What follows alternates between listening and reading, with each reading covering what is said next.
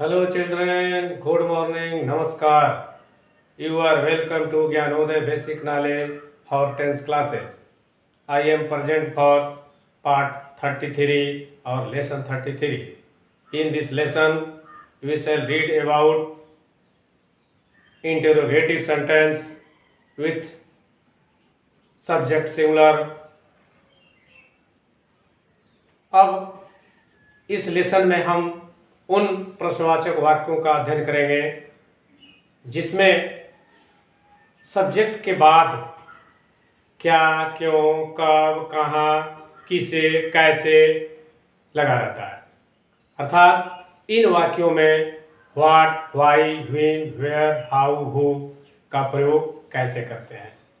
तो दोस्तों, इस प्रकार के वाक्यों को, इन वाक्यों को जब बनाना हो तो यह जरूर ध्यान देंगे कि अगर इंटरोगेटिव सेंटेंस है तो अगर बीच में क्या है तो हम वहाँ व्हाट का प्रयोग करेंगे, क्यों है तो व्हाई का प्रयोग करेंगे, कहाँ है तो वेयर का प्रयोग करेंगे, कैसे है तो हाउ का प्रयोग करेंगे। इस प्रकार आप इन वाक्यों को जब बनाना शुरू करेंगे तो आपको समझ में आ जाएगा। लेकिन इन वाक्यों को बनाने से पहले यह जरूर ध्यान रखेंगे कि अगर सेंटेंस में सब्जेक्ट के पहले यानी कर्ता के पहले क्या लगा है तो व्हाट, व्हाई, व्हेन का प्रयोग नहीं होगा। जब सब्जेक्ट यानी कर्ता के बाद क्या, क्यों, कहाँ, कैसे, कब का प्रयोग किया रहेगा तो वहाँ व्हाट, व्हेन, हाउ का प्रयोग होगा। इस पर विचार करें तो इस लेसन में पार्ट 33 में हम प्रेजेंट कंटिन्यूअस टेंस तो पढ़ ही रहे हैं। इस प्रेजेंट कंटिन्यूअस टेंस में हम उन इंट्रोगेटिव सेंटेंस पढ़ेंगे जिसमें with, why, when, who, how इत्यादि का प्रयोग किया गया हो। अर्थात वैसे प्रश्नवाचक वाक्य जो why, when, how, where, what, who, whom से शुरू होते हैं तथा सब्जेक्ट के बाद क्या, क्यों, कैसे, कब, कहाँ, कौन, किसे, किससे लिखा रहता है। यानी सब्जेक्ट के बाद क्या, क्यों, कैसे लिखा रहेगा, उन वाक्यों को हम कैसे बनाएंगे। तो उन वाक्यों को बनाने के लिए एक एक करके देखें, एक एक एग्जाम्पल। जैसे एक एग्जाम्पल देखिए आप व्हाट का। ठीक है, व्हाट पर एक एग्जाम्पल देखिए, वह क्या कर रहा है। ठीक है, इसका क्या होगा बीच में, इस पे ये ध्यान देना है कि आप पढ़े हैं पहले, इसके पहले जितने इंट्रोगेटिव सेंटेंस पढ़े हैं इस प्रेजेंट कंटिन्यूअस में कि पहले क्या था, पहले क्या था तो इज का प्रयोग होता था। अब इस सब्जेक्ट के बाद क्या है तो यहाँ व्हाट का प्रयोग होगा। What is he doing, what is he doing. अब इसका रूल है कि सबसे पहले हम करेंगे क्या तो इसको देखिए, व्हाट, व्हेन, व्हाई या हाउ जो रहेगा क्या, क्यों, उसमें से एक टू का इंग्लिश पहले लिख देंगे। वेयर, ठीक है, प्लस इज, सिंगुलर सब्जेक्ट में इसका प्रयोग होगा, है ना। उसके बाद एस एस यानी सिंगुलर सब्जेक्ट, उसके बाद वर्ब, उसके बाद क्रिया में आईएनजी जब रहा लगी है तो क्रिया में आईएनजी लगेगा, उसके बाद ऑब्जेक्ट और उसके बाद अदर वर्ड और प्रश्नवाचक चिन्ह। ठीक है, तो देखिए वह क्या कर रहा है तो व्हाट इज ही डूइंग। अब एक देखिए वाई का, तो वाई का मतलब क्या होता है क्यों। ठीक है, तो यहां लिखिए कि Sita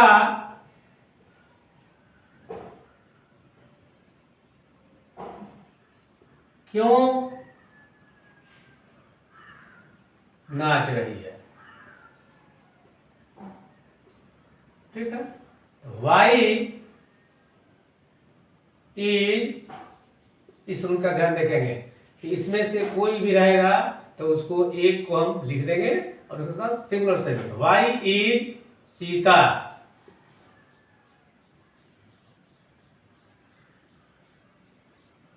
dancing, why is Sita dancing. Why क्या हो गया, एक वेयर का देखिए, वेयर,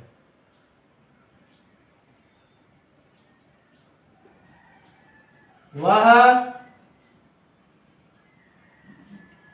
कहां रह रहा है। ठीक है, इसका क्या होगा, कहां, where is he living, where is he living. ठीक है, एक वेन का देखिए,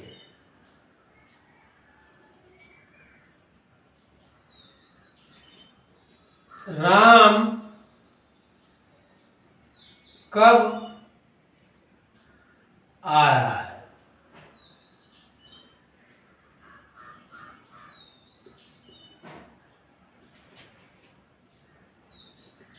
When is Ram coming। ठीक है, When is Ram coming।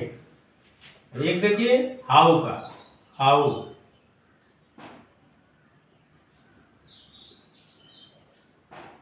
मेरी बहन वहां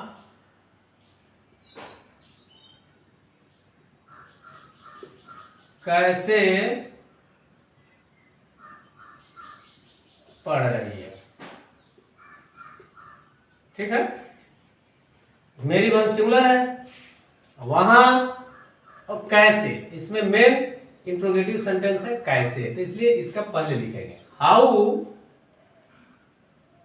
इज।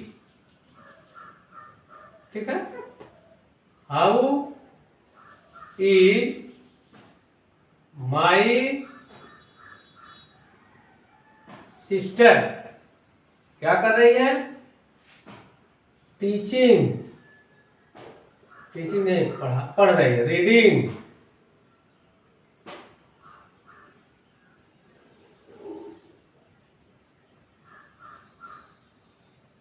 देयर, है ना, how is my sister reading there. ठीक है, अब है हु का एक ठो देखिए, हु का,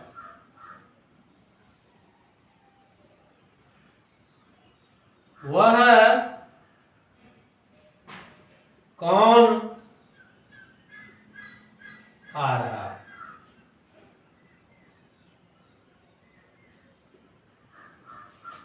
सीधे होगा who is he, who is coming. अब सबसे मान लीजिए इसमें से हटा दिया जाए कि कौन आ रहा है, जैसे एक सेंटेंस देखिए जिसमें सब्जेक्ट ना हो उसको, तो मान लीजिए केवल इतना ही है कि कौन आ रहा है, सब्जेक्ट इसमें नहीं है। तब सोचेंगे कि रूल में सब्जेक्ट है तब कहां से लाएंगे, तो सब्जेक्ट नहीं है तो छोड़ दीजिए, इसमें ज्यादा टेंशन की क्या जरूरत है। कौन आ रहा है तो हु इज कमिंग। ठीक है, और कोई छूट रहा है, जैसे देखिए मेरे पिता क्यों ऐसा कह रहे हैं। थोड़ा सा बड़ा सेंटेंस देखें, मेरे पिता क्यों ऐसा कह रहे हैं। नहीं, मेरे पिता सिंगुलर है, तो इसलिए इज लगेगा। और क्यों के लिए, why is my father, why is my father saying this माने ऐसा, यहां लगेगा अर्थ ऐसा, ठीक है। वह क्या वहां कर रहा है, वह क्या वहां कर रहा है। तो व्हाट इज ही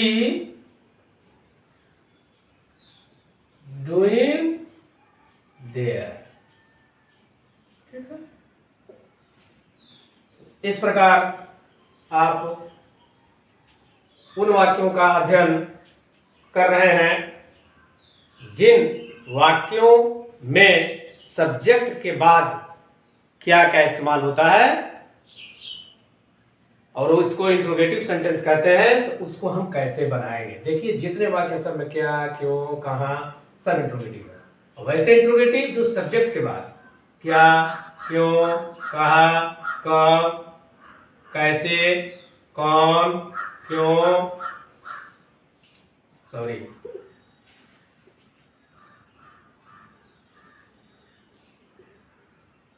क्यों, फिर क्या, इस प्रकार आप देखें। तो सबसे पहले सब्जेक्ट लिखेंगे, सब्जेक्ट के बाद इन वाक्यों को कहा, क्यों, कैसों का लिखेंगे, उसके बाद क्रिया में आईएनजी लगाकर उसको बना देंगे। इस प्रकार आप व्हाट, व्हाई, वेयर, व्हेन और हाउ और हु से बनने वाले वाक्यों को देखें। अब आइए मैं उन वाक्यों को थोड़ा सा इसमें सम्मिलित कर दूं जो इससे थोड़ा सा अलग है।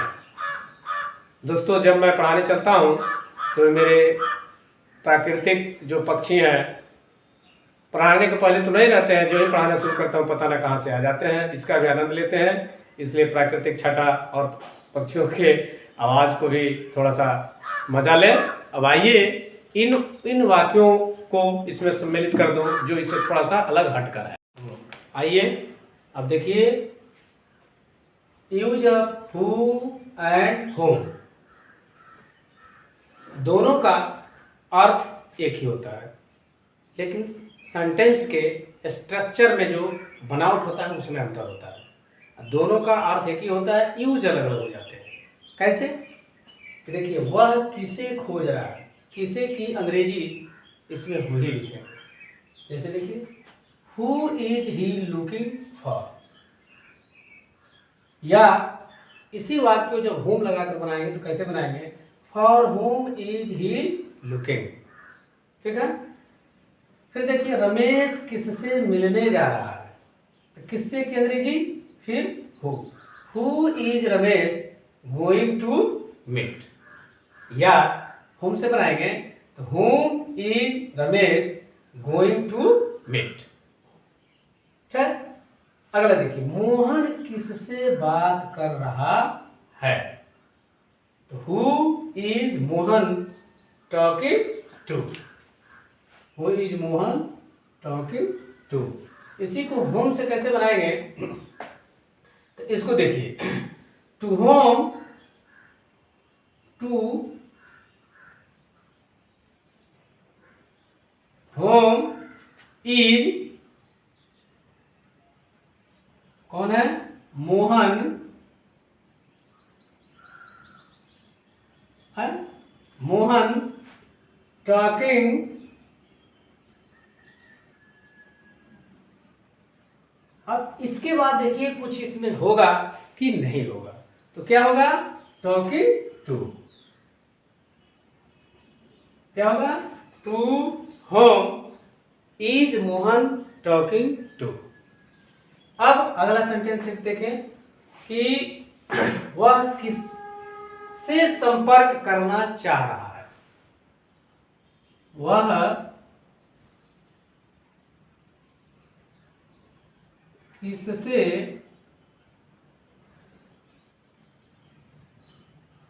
संपर्क करना चाह रहा है। ठीक है, वह किससे संपर्क करना चाह रहा है। तो क्या होगा, किससे की अंग्रेजी क्या होगी, हु इज ही। ठीक है, हु इज ही। अब चाह रहा है कि अंग्रेजी विलिंग, WILLING, विलिंग। और संपर्क की अंग्रेजी क्या होगी, विलिंग टू कंसल्ट,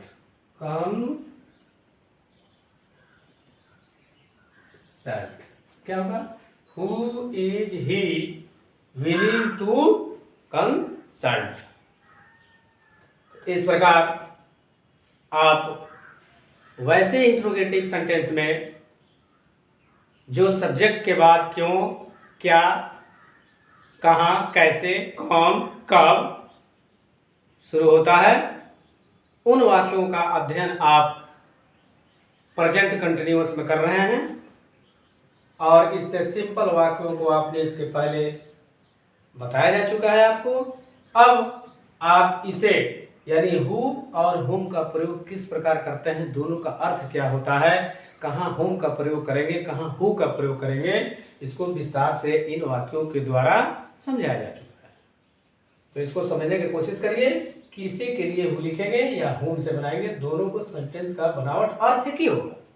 केवल सेंटेंस के कंस्ट्रक्शन जो होते हैं, वाक्य जो बनावट होते हैं, उसमें केवल अंतर है और अर्थ दोनों के एक ही है। इसका केवल बनावट में अंतर होगा। देखिए ये हो गया who is he looking for या for whom is he looking, दोनों का अर्थ एक ही है, केवल कंस्ट्रक्शन में अंतर है। रमेश किससे मिलने जा रहा है, who is Ramesh going to meet, या whom is Ramesh going to meet, दोनों का अर्थ एक ही है। मोहन किससे बात कर रहा है, who is Mohan talking to, है ना। फिर to whom is Mohan talking to, किससे बात, दोनों की बातें। फिर यह देखिए वह किससे संपर्क करना चाह रहा है, who is he willing to consult. तो इस प्रकार आप प्रेजेंट कंटिन्यूअस टेंस में वैसे वाक्यों का अनुवाद जो सब्जेक्ट के बाद क्यों, कहाँ, कैसे, कब हो का प्रयोग हुआ हो, तो उसको बनावट हम सीख चुके हैं। तो हमको उम्मीद है कि इस प्रकार आप इन वाक्यों का अध्ययन जान गए होंगे। प्रयास करेंगे, निश्चित ही समझ में आ जाएगा। अब इन वाक्यों पर आधारित आप घर पर बैठकर कुछ इस प्रकार के वाक्यों को बनाना सीखेंगे तो और जानकारी हो जाएगी और दिमाग से निकलेगा नहीं। तो हम उम्मीद करते हैं यह बहुत ही इजी वे में आपको समझ में आ गया होगा, इसलिए आप मेरे बताए गए इस तरकीब को बहुत ही सहजता से समझ गए होंगे। यदि आपको तरकीब अच्छा लगती है, समझ में आता है, तो मेरे चैनल को सब्सक्राइब करेंगे, मेरे YouTube चैनल को सब्सक्राइब करेंगे, वीडियो को लाइक करेंगे और अपने मोबाइल से दूसरे पर सेंड करेंगे ताकि और लोग भी इस जानकारी को प्राप्त कर सकें। अब मैं मिलूँगा नेक्स्ट वीडियो में, तब तक के लिए टाटा, ओके, बाय बाय।